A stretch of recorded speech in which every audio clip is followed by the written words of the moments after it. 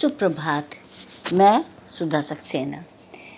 आज की हम अपनी भारतीय परिवारों की परिस्थितियों पर अगर गौर करें तो परिवार और समाज का रूप ही बदलता नज़र आ रहा है। जैसा कि हमारे ऋषि मुनियों ने, हमारे पूर्वजों ने एक आध्यात्मिक परिवार की शिला डाली थी, वो कहीं खंडित होती नज़र आ रही है। आइए आज सुख का आधार पर कुछ चर्चा करते हैं। वर्तमान समय में प्रत्येक परिवार और संपूर्ण समाज का परिवेश बदला बदला सा नज़र आता है। लोगों में धन संपदा के अतिरिक्त आवश्यक एवं अनावश्यक वस्तुओं के संग्रह की होड़ सी लगी हुई है और यह होड़ प्रत्येक वर्ग में दिखाई पड़ती है। जिस पर अपार धन है वह भी जो है तो एक से एक ज़्यादा एक है, उसके बाद और भी इकट्ठा करने की कोशिश करता है। जिस पर कम है वह भी जो है तो संग्रह में लगा हुआ है। तो यदि हम देखें तो हर वर्ग की लालसाएं और कामनाएं ज़रूरत से ज़्यादा बढ़ गई हैं और वो सब अधिक से अधिक संग्रह करना चाहते हैं और इसके बावजूद भी लोग दुखी और परेशान हैं। दिखावे और घोर सुविधा भोगिता की प्रवृत्ति ने इच्छाएं और बढ़ा दी है।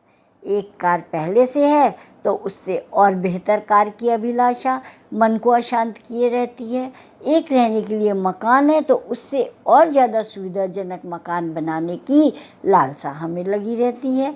तो इस प्रकार से अगर हम देखें तो समझ में नहीं आता कि आखिर पूरे समाज को हो क्या गया है। यह चिंतन मनन का विषय है आज, और यही कारण है कि आज अनेक बीमारियां भी हम सबके बीच में पनप रही हैं। ऐसे में महर्षि पतंजलि के सूत्रों का स्मरण उपयोगी लगता है। उन्होंने लोक और परलोक को अच्छा करने के लिए कुछ तथ्यों को बताया। इनमें से पहला है यम। यदि हम यम के बिंदुओं यथा अहिंसा, सत्य, अस्तेय, ब्रह्मचर्य और अपरिग्रह को ही अपने जीवन में अपना लें तो हम जीवन को आनंद से परिपूर्ण कर सकते हैं, संतुष्ट हो सकते हैं। अहिंसा का अर्थ स्पष्ट है कि किसी के प्रति हिंसा ना करना। दूसरा है सत्य, अर्थात जैसा देखा सुना, प्रामाणिक शास्त्रों में पढ़ा और अनुमान किया गया, ज्ञान मन में है, वैसा ही वचन एवं शरीर से आचरण में लाना सत्य है। तीसरा अस्तेय, अर्थात किसी वस्तु के स्वामी को की आज्ञा के बिना ना तो शरीर से लेना एवं मन में भी इच्छा न करना ही अस्तेय है। दूसरे शब्दों में हम कह सकते हैं कि चोरी ना करना या दूसरों की चीज़ों पे अधिकार न जमाना अस्तेय है। फिर है ब्रह्मचर्य, अर्थात मन व सभी इंद्रियों पर संयम करना, ईश्वर स्मरण करना और ग्रंथों का पठन पाठन करना ही ब्रह्मचर्य है। पांचवा है अपरिग्रह, अर्थात हानिकारक और अनावश्यक वस्तुओं का एवं नकारात्मक विचारों का मन मस्तिष्क में संग्रह न करना ही अपरिग्रह है।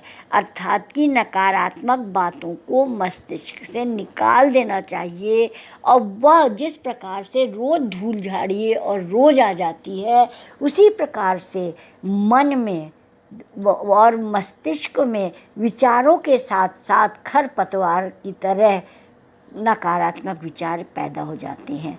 आवश्यकता होती है कि रोज़ ही उन विचारों को हटाते हुए, सदैव काट छांट करते हुए सकारात्मक विचारों को अपने मन मस्तिष्क में लाना ही अपरिग्रह है। ये सभी बातें सर्वज्ञात हैं, किंतु हम इन्हें जीवन में आदर्श रूप में आत्मसात नहीं कर पाते। जबकि इन 5 बिंदुओं पर तन, मन, इंद्रियों, वाणी एवं व्यवहार आदि से यदि पूर्णतः अमल कर लिया जाए, पूर्णतः उसको स्वीकार किया जाए और पर चलने का प्रयास किया जाए तो ये हमारे जीवन का ये सुख का आधार बनने की पूर्ण क्षमता रखते हैं।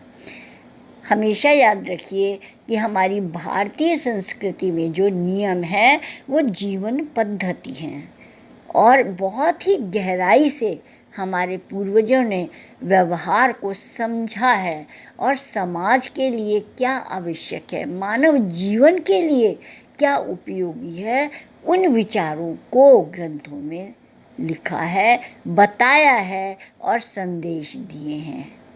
तो आवश्यकता है कि आज भौतिक युग में हम अपनी कामनाओं को कम करते हुए यदि जीवन बिताएं तो संतुष्टि अवश्य प्राप्त होगी।